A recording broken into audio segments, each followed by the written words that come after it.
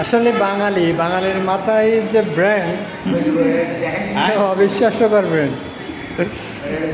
আমরা আসছি সাতক্ষীরা সদর হাসপাতাল।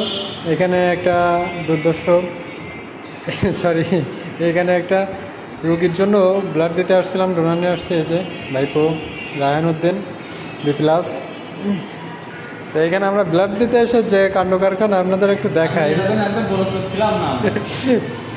প্রস্তুত আসলে ছিলাম না, তারপর দেখি বিষয়টা আসলে আপনারা দেখেন একটু কেমনে কি একটু বলতে পারেন। বাঙালির দ্বারাই সব কিছু সম্ভব। স্কুলের বাথরুমের মতন অবস্থা হয়ে গেছে। এখানে আবার বিসমিল্লাহ হোটেল অ্যান্ড রেস্টুরেন্ট। আর কিছু আছে?